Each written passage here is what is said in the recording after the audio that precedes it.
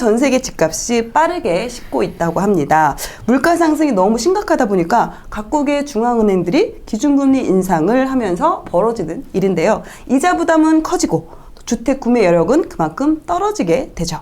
전 세계적인 부동산 과열이 2년 만에 마침표를 찍게 됐다는 평가가 나오는 요즘, 우리의 너나이님이 가만히 있을 소냐?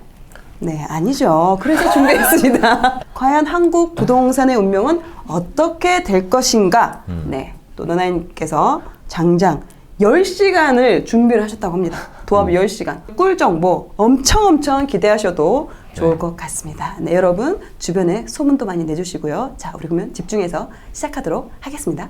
요즘 이런 기사들 많이 나옵니다. 각국 중앙은행 금리 인상 큰 걸음에 전 세계 집값이 줄줄이 하락하고 있다. 캐나다, 뉴질랜드 집값도 꺾였다. 전 세계 부동산 파티 끝나. 잇따른 금리 인상에 세계 부동산 붐 점차 식어. 집값 계속된 하락세. 뭐 이런 뉴스들이 많이 나오고요. 실제로 보니까 뭐 댓글도 꽤 많이 달리고 관심이 많으신 것 같아요. 네. 그래서 오늘 이걸 주제로 말씀을 드릴 거고, 다른 나라 집값 그리고 우리나라 집값의 미래에 대해 알아보도록 하겠습니다.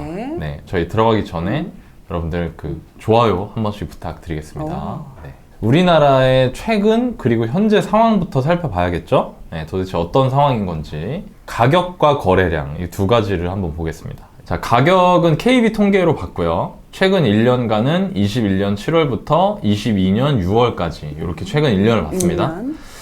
KB 통계를 보면은 그 매매 지수가 있어요. 그 매매 지수를 바탕으로 제가 산출을 제가 직접 했고요.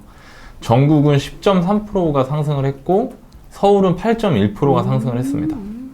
그럼 이거 보면서 그러신 분 있을 거예요. 이렇게 많이 올랐다고? 이상하다? 안 오른 것 같은데? 라고 하실 수 있는데, 실제로 이제 여러분들이 이 로데이터를 한번 보시면 작년 가을, 초겨울 이후로는 거의 오르지 않았고요. 그 전까지, 그러니까 6월부터 작년 가을, 추석 전까지 한 3-4달 동안 좀 많이 올랐었어요. 그게 좀 반영이 돼 있다고 보시면 될 것 같고, 최근 1년에서 2년 사이, 그러니까 2020년 7월부터 21년 6월까지죠.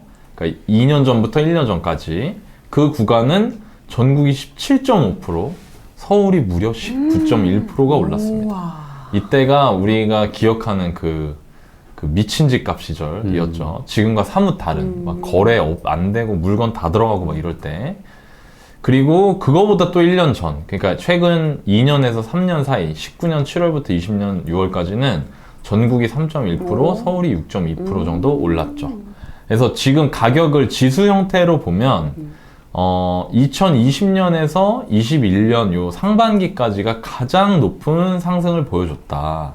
그리고 이때 비로소 부동산에 관심을 가지신 분들이 굉장히 많이 늘었죠. 그렇죠. 예, 요게 이제 반증을 하는 거고요. 거래량은 5월 마감 통계가 6월에 나오기 때문에 이게 정확해서 제가 5월까지로 봤고요. 그로부터 1년간, 그러니까 21년 6월부터 올해 5월까지 전국이 45만 7천 건, 아파트입니다. 대상은 거래됐고, 서울이 2만 7천 건 정도 거래가 됐고요. 그 1년에서 2년 사이는 전국이 77만 5천 건, 서울이 7만 4천 건, 그리고 2년에서 3년 사이 기간은 전국이 65만 4천 건, 서울이 8만 8천 건 이렇게 거래가 됐죠. 자, 이걸 좀 정리하면 우리나라의 상황은 가격은 최근 1년간 이전에 비해서 상승폭이 둔화됐다라고 진단하는 게 정확할 것 같고요. 거래량은 지속적으로 감소를 하고 있어요. 그죠? 서울 같은 경우에는 불과 요 때만 해도 8만 8천 건이었는데 7만 4천, 2만 7천까지 줄었죠. 그죠? 이건 뭐냐면 역대 최저 수준입니다. 이 통계를 집계하고 나서 역대 최저 수준이에요. 그럼 이렇게 정리가 되겠네요. 집값이 가파르게 오르던 게 뚝 멈춘 상황이고 동시에 거래가 전혀 되고 있지 않은 상황. 네. 이게 팩트예요. 이게 정확한 사실입니다. 자, 그럼 우리나라가 일단 이렇단 말이에요. 그럼 이제 외국은 어떨까 한번 살펴보겠습니다. 조선비즈에서 나온 기사입니다. 7월 19일 날 올라온 기사고요. 아까 제가 처음에 보여드렸던 첫 번째 제목이죠. 자, 전 세계 부동산 시장이 활기를 잃으면서 주택가격이 하락하고 있다. 캐나다는 8% 떨어졌다. 근데 여러분 8%면 상당히 많이 떨어진 겁니다. 그죠? 뉴질랜드도 8% 하락. 브라질, 칠레, 스페인, 핀란드, 남아공, 인도 등에서도 올해 1분기 집값이 하락한 것으로 나타났다. 그리고 미국은 여전히 상승하고 있지만 하방 압력이 커지고 있다. 그리고 스탠더드 앤 푸어스 코어 로직 케이스 실러 전미 주택가격 지수는 전년 동월비 상승률이 4월 20.4%를 기록했다. 스탠더드 앤 푸어스 코어 로직 케이스 실러 전미 주택가격 지수. 요 단어를 잘 기억해 두십시오. 제가 이따가 이 지수를 활용해서 여러분들한테 설명을 하나 드릴 거거든요. 자, 요거 내용을 기사 내용 좀 정리해 볼까요? 팩트만. 외국은 캐나다, 뉴질랜드는 마이너스 8%. 마이너스 8%면 급락 수준입니다. 급락 수준이고요. 브라질, 칠레, 스페인, 핀란드, 남아공, 인도는 하락하고 있다. 미국은 상승세가 둔화되고는 있지만 팩트는 여전히 상승하고 있다. 인 거죠. 지금 뭐 미국 집값 떨어지네 뭐하네 그러지만 이 지표로 나오는 상승세는 4월까지 계속 유지가 됐던 겁니다. 신문 기사만 놓고 보면은 좀 재미없잖아요. 그죠?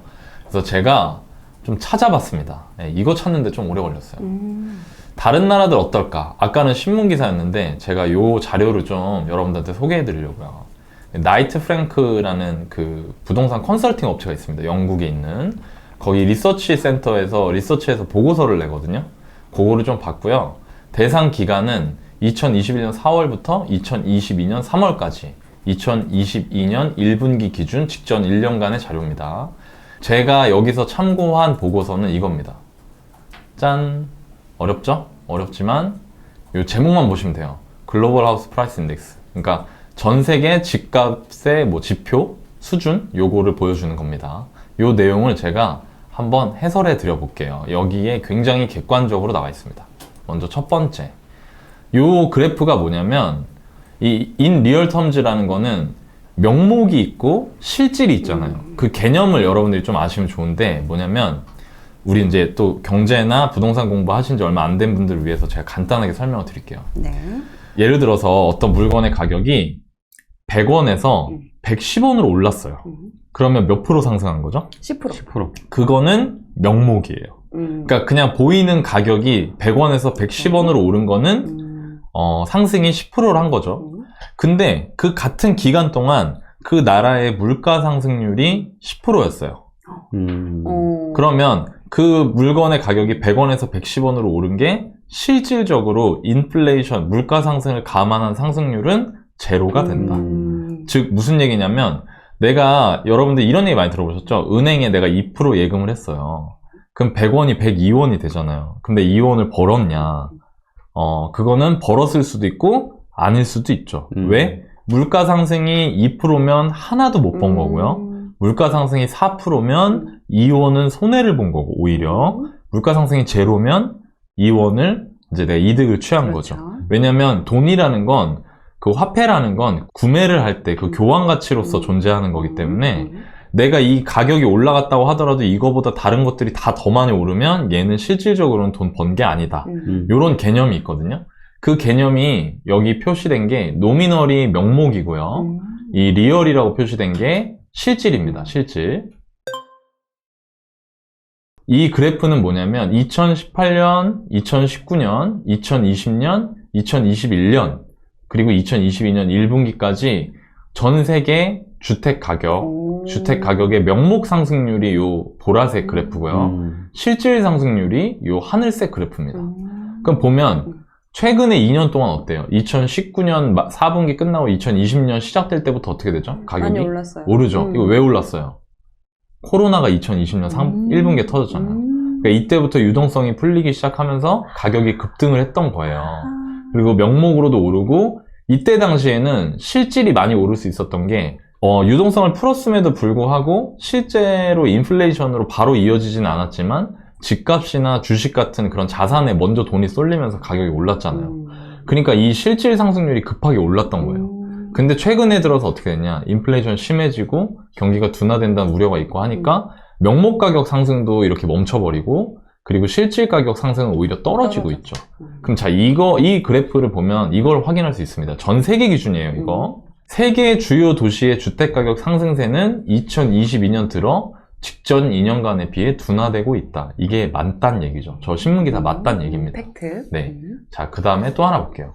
이거는 뭐냐면 나이트 프랭크에서 글로벌 하우스 프라이스 인덱스를 전체적으로 각 국가별로 애뉴얼 퍼센트 체인지거든요. 그러니까 그 명목 가격 기준으로 실제로 최근 1년간 얼마만큼 상승했는지를 보여주는 거예요. 이게. 자, 여러분들 좀 작게 보이실 수 있지만 네. 제가 하나씩 설명을 해드릴게요.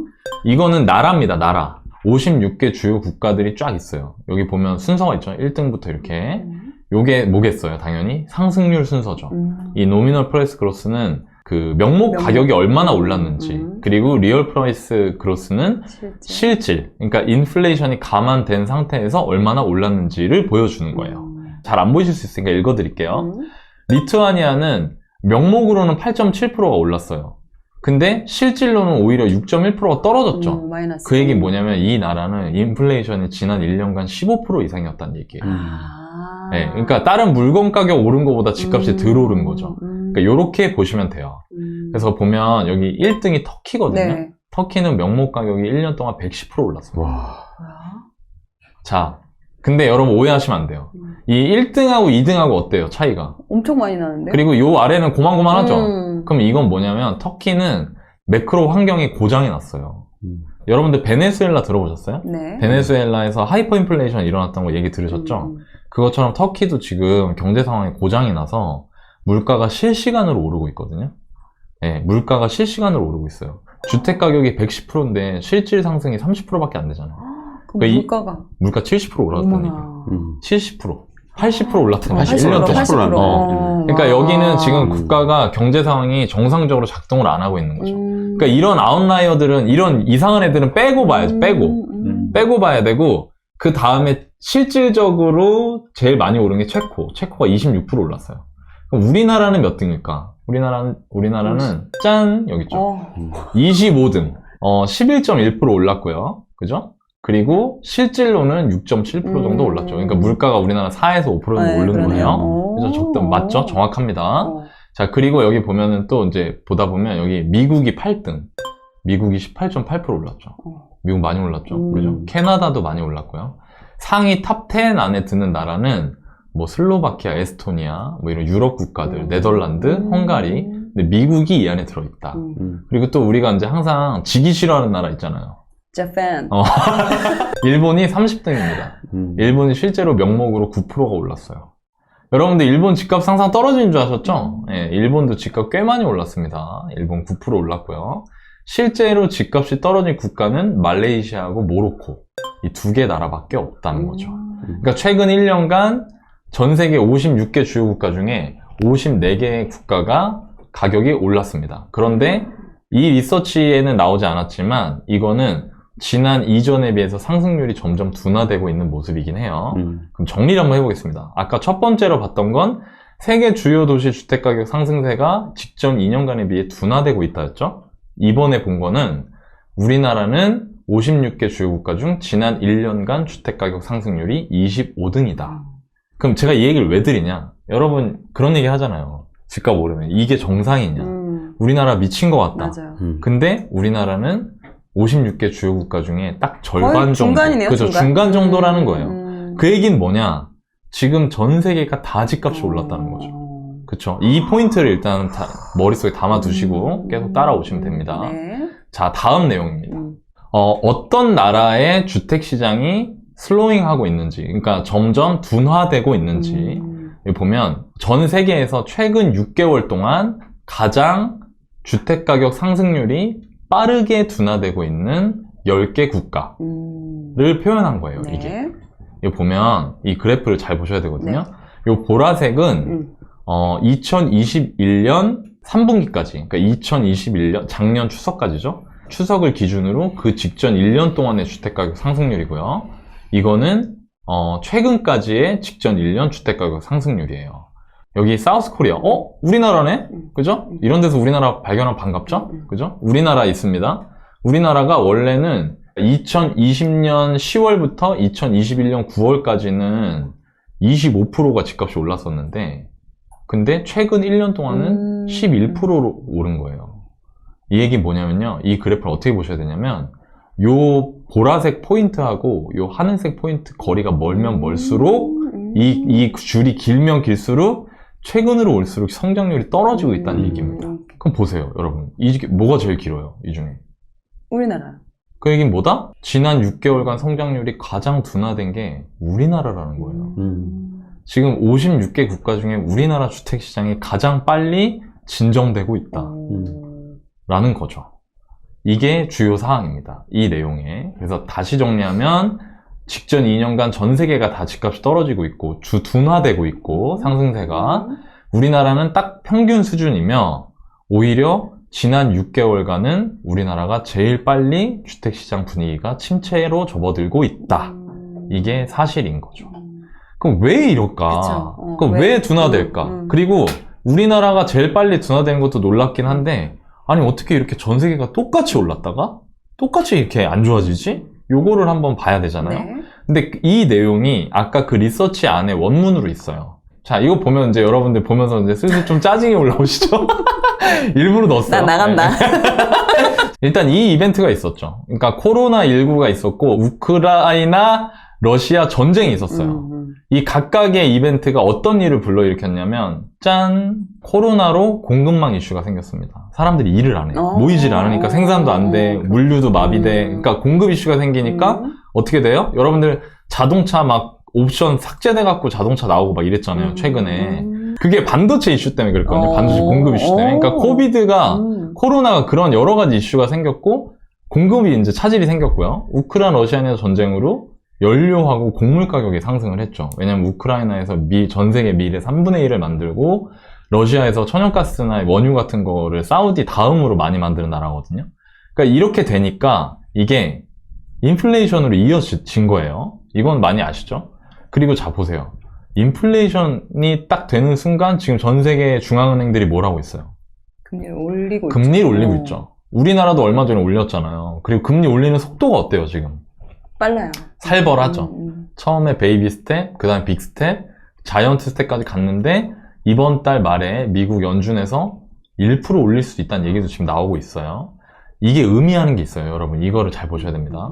인플레이션이 의미하는 거는 생활비가 오른다는 거예요. 그렇죠. 안 오른 게 없잖아요. 그죠? 생활비가 물가가 오른다. 물가 오르니까 금리가 오른다는 거는 이거는 두 개로 나눌 수 있습니다. 내가 부채를 쥐고 있는 사람은 이자 부담이 상승하는 거. 부채가 없는 사람은 어때요? 예적금 이율도 올라가지만 내가 대출을 내려고 하겠어요? 안 내려고 하겠어요? 그러니까 회피 심리가 생기는 거예요. 두려움이 생긴다고요. 야, 금리 계속 올라가는데 지금 내가 대출 내는 게 맞아? 말이 돼? 이러면서 두려움이 생기잖아요. 이 두 가지가, 그러니까 대출을 이용하고 있던 사람은 즉각적인 부담 상승이 일어나고 대출을 이용할까 말까 고민하던 사람은 그걸 보류하게 되는 거죠. 자, 그럼 보세요. 생활비도 오르고 이자 부담도 오르고 이게 더해지니까 어떻게 돼요? 구매력이 감소하는 거예요. 임금 인상이 따라가주면 괜찮은데 임금 인상이 더디거나 더뎌지려고 하는 상황이거든요, 지금. 그러니까 내가 옛날에는 월급 받아가지고 예를 들어서 고등어도 사고 달걀도 사고 우유도 사고 할 수 있었는데 지금 딱 보니까 고등어 사고 달걀 사면 우유를 못 사. 이제 점점 이런 상황이 되는 거야. 그리고 동시에 어떻게 돼요? 그러니까 자꾸 불안감을 느끼죠. 그 의지가 저하되는 거예요. 내가 뭘 사고자 하는 의지가 저하된다. 이런 게 자산은 어떻게 영향을 주느냐? 가격 상승이 둔화가 되는 거죠. 그리고 이게 서로 순환바퀴가 생긴 거예요. 주식이 떨어지네? 나 원래 돈으로 월급 모아 주식 투자하려고 했는데 내가 일단 이번 달 생활비가 더 들었어. 돈을 못 모았어. 근데 주식 투자를 그래도 해야지라고 했는데 주식이 막 떨어져. 그러니까 어떻게 돼요? 시장 참여가 적어지죠. 시장 참여 적어지니까 가격은 더 어떻게 돼? 또 더 떨어지고. 그게 지금 1년 온 거예요. 그렇게 온 겁니다. 주식도 1년 동안 빠졌고요. 3,300부터 지금 2,300, 400까지. 그리고 부동산 같은 경우에도 작년 추석 이후부터는 실질적으로 아까 제가 거래량 보여드렸죠? 원래 8만 건씩 거래되던 서울 아파트 거래량이 2만 건대로 떨어졌어요. 역대 최저입니다.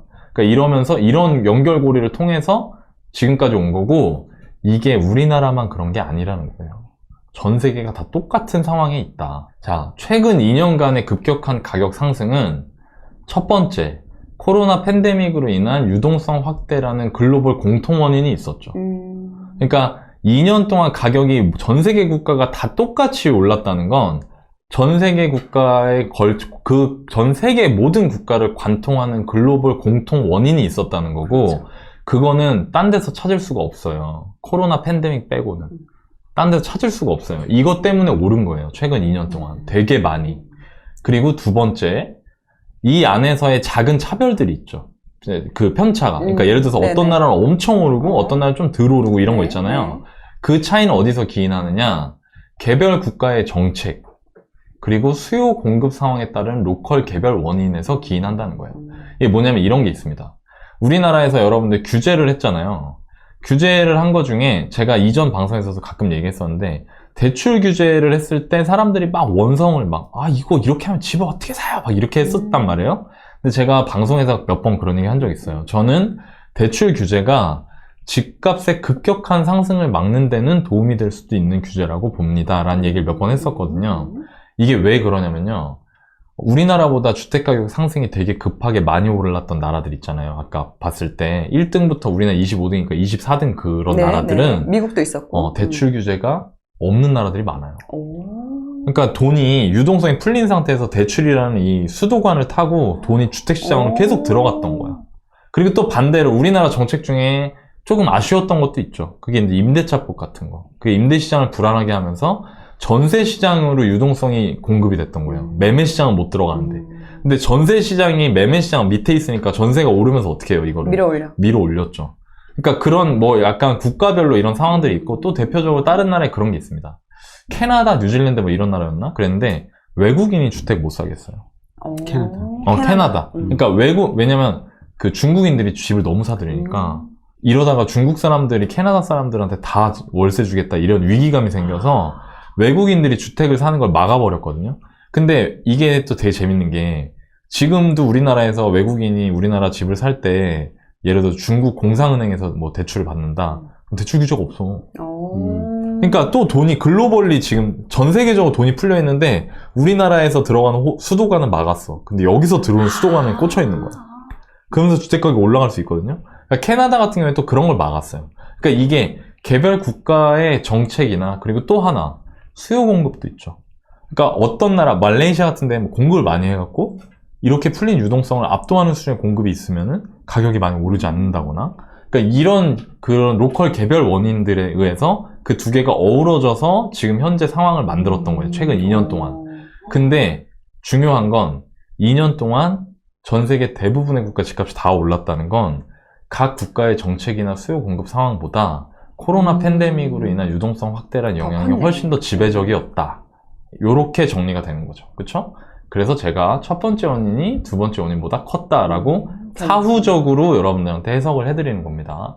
좀 똑똑해지는 기분이 들죠?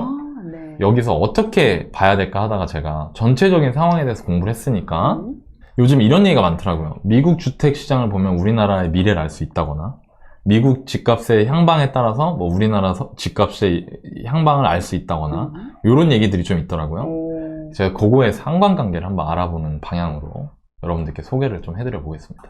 예전에는 일본 주택 가격하고 많이 비교를 하고 거기 따라간다 이런 얘기가 많았었는데 지금은 좀 달라졌네요. 그쵸. 근데 그 일본은 좀 그랬던 것 같아요. 일본은 약간 공포심을 조장하는 느낌이랄까? 그러니까 우리나라가 일본하고 공통점이 많잖아요. 그러니까 뭐 고령화도 있고 막 여러 가지가 있으니까 인구 구조도 비슷하고, 일본이 우리나라의 미래라고 했는데 요즘에는 그런 말 잘 안 하죠. 최근에 잘 안 해요. 맞아요. 그거보다 오히려 미국 주택 시장이랑 뭐 서울 강남 주택 시장이 동조화되어 있다 이런 얘기들을 많이 하시거든요. 그래서 그거에 대해서 한번 알아볼게요. 네. 그리고 미국 주택 시장이라는 건, 미국 자산 시장이라는 건 결국에 가장 중요한 부분이기 때문에 여러분들한테 요거에 대해서 한번 제가 연구한 거 말씀을 드릴게요. 짠! 미국은 중요하니까 미국만 한번 자세히 볼까? 그래서 미국하고 한국 전체 요걸 봤습니다. 제가 아까 신문기사 읽으면서 그 케이스-실러 주택가격 지수를 잘 기억해 두시라고 했잖아요. S&P 케이스-실러. 그게 바로 요겁니다.